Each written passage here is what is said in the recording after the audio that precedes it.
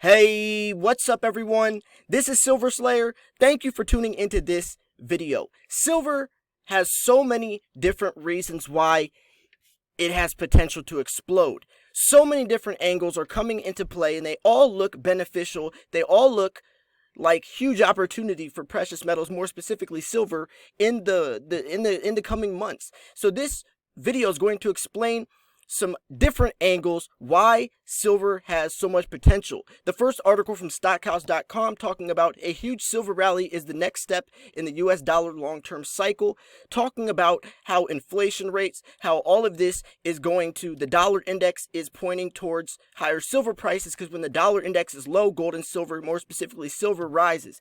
The next article is talking about gold and silver still flooding into precious metal ETFs, talking more about the ETF side of it and also why it's looking towards higher prices. So before we start, make sure to smash that like button. Let's see if this video can get 200 likes.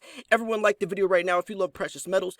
This channel will give you the newest, latest, freshest, most up-to-date information in the world of precious metals, also sharing some insight so you can stack and so you can strategize accordingly. So anyways, let's jump into it. The US dollar index is getting close to the breakdown that will signal a massive silver rally. A type of silver rally that was last seen in the 70s when silver went from $5 to $50. The market has virtually completed a full cycle to set up the next silver rally. See this long-term US dollar index chart. So on the chart, I've marked two fractals, 1 to 3, with a fractal virtually representing a cycle. Both fractals exist in similar conditions. Relative to the relevant Dow/gold ratio peaks from 1966 to 1999, as well as Dow peaks. Both fractals span over the period of the first phase of the silver bull market during the 70s and the current era 2001 to 2017 respectively. If the comparison is justified, then the US dollar index will fall significantly during the coming months. Given the fact that silver has traditionally had its strong rallies during times when the US dollar index was falling, this bodes well for a silver rally. We are now just after the Dow peak in the current cycle. If the Dow peak in February 2020 was indeed the top, then we are likely to see a silver rally that will at least match the times 10 during the period from 1977 to early 1980. A breakdown of the US dollar index is at the red dotted line where things could get really interesting. So they're saying times 10. And if we're looking at silver sitting at $17 right now, multiply that times 10, and that's where they're saying it could go. We know that the dollar the dollar index is almost a magnet compared to gold to silver. Anytime silver prices go up, the dollar index is low. When the dollar index is high, gold and silver go low.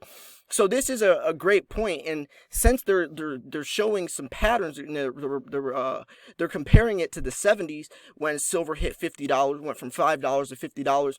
It is interesting, and I'm curious to see what happens. So anyways, the next article we have is talking about gold and silver flooding into precious metal ETFs. So if there's anything out there that demonstrates the continuing momentum, which will likely drive gold and silver to new heights, or gold to new heights and drag silver up with it too, it is a continuing flow of gold and silver into the respective metal-related ETFs. Those of you who read my article on Wednesday, Unsustainable Equity Markets, all the more reason to invest in the gold and silver, should hopefully have taken notice of the comment about huge inflows into US gold and silver ETFs in May and the first couple of days in June. Now the World Gold Council has released a report citing the exceptional level of inflows into global gold ETFs in May, inflows which have continued so far almost every working day in the current month. According to the WGC gold-backed ETFs, added 154 tons, net inflows of $8.5 billion across all regions in May, boosting global holdings to a new all-time high of 3,510 tons. Year-to-date inflows have now already exceeded the highest level of annual inflows recorded back in 2009. And as we pointed out in Wednesday's article, recent silver inflows into ETFs have probably been even more spectacular. All this increase happened despite some fairly volatile movement in the gold price, which at one time even spent much of the first half of May back below the $1,700 level, which May had reckoned to be the new base price for the yellow metal. This volatility has continued into the current month, with the gold price being driven down to around $1,680 yesterday before recovering back to around $1,720 as I write.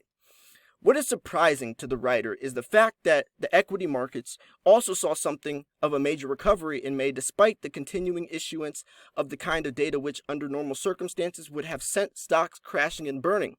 American and European unemployment is at record levels. In the U.S., it is now probably worse than it was at the time of the Great Depression of 1929 to late 1930s when stocks fell nearly 90%.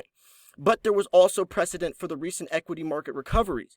In late 1929, stocks had recovered most of their then lost ground, but the true crash happened in 1930 and beyond when stocks started falling and continued to do so. Perhaps one principal difference is back when the U.S. was on the gold standard, the rigidity of which prevented the U.S. Federal Reserve from printing and pouring money into the economy to try to stabilize it. Banks were forced to close and investors lost everything given many had been buying on margin and were unable to repay the loans when stocks on which the loans had been utilized to purchase crashed, making the investors unable to meet their financial commitments. If one looks at the market today, many of the same factors which had been driving equities even higher and ripe for the cash which was ensued, which are exactly the same as those which have been driving today's equity markets up to what we consider are probably unsustainable levels.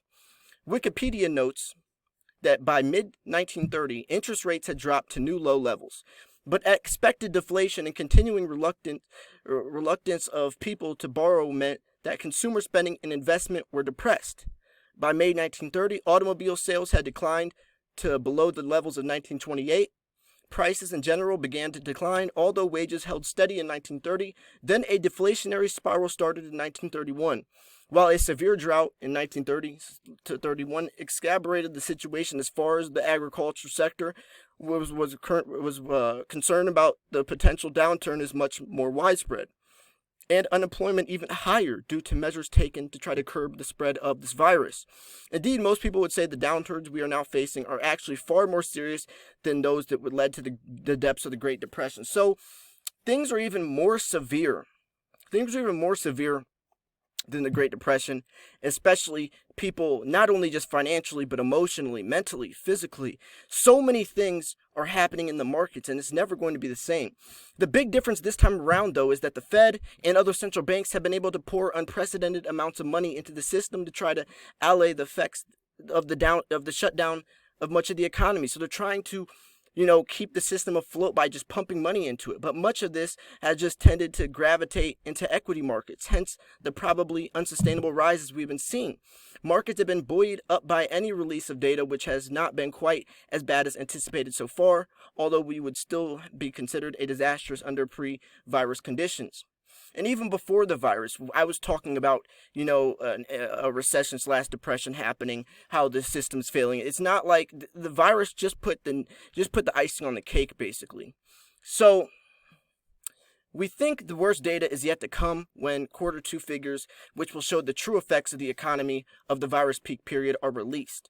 Q1 figures were bad, but they only included a couple of weeks of the virus-related lockdowns in most Western economies, while Q2 will show the effects of a virtually continuous lockdown period throughout the quarter. And don't expect a rapid recovery in Q3. A return to business as usual is still months, if not years, away. And that's true. They're saying it could be even up to 3-4 years until things get back to quote-unquote normal. And there's never going to be a normal. There's going to be a new normal, and it's going to be much different than times pre-virus. So despite the pressure under which gold and silver prices currently find themselves, we think the momentum generated by the enormous flood of money going into the precious metal ETFs is indicative of things to come for the sector.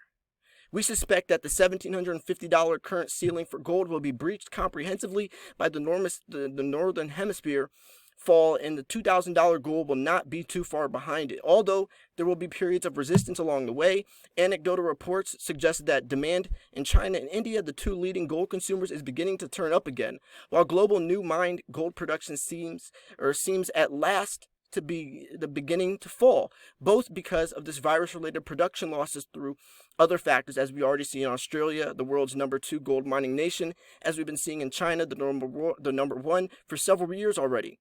With accelerating gold-related ETFs rising worldwide, and as the world comes out of this virus lockdown, gold supply and demand fundamentals may be improving. While we expect to be severe equities plunge, coupled with perhaps a declining dollar index, which the first article was talking about, should further enhance gold's appeal as the ultimate safe haven investment, which would drag silver up with it. In our view, the prospects look positive for both principal for precious metals. So gold and silver looking bright, having bright futures. And I like how that article kind of summarized what was happening in the first article, and this article just shares more of the chart standpoint from it, the numbers, and this kind of wraps it up, also mentioning it at the end as well. So, it's really up to, each individual to take what information you have and you run with it.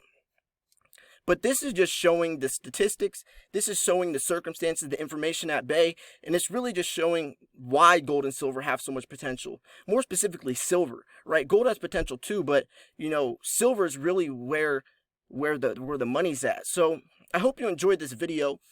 If you thought this video was educational, informational, or at least just entertaining, make sure to smash the like button. The link to these 2 articles will be in the description if you want to check it out yourself. Make sure to smash the like button. Let's see if we can get 200 likes on this video. Everyone like the video right now if you love precious metals. This was Silver Slayer. I'll see you guys soon. Peace.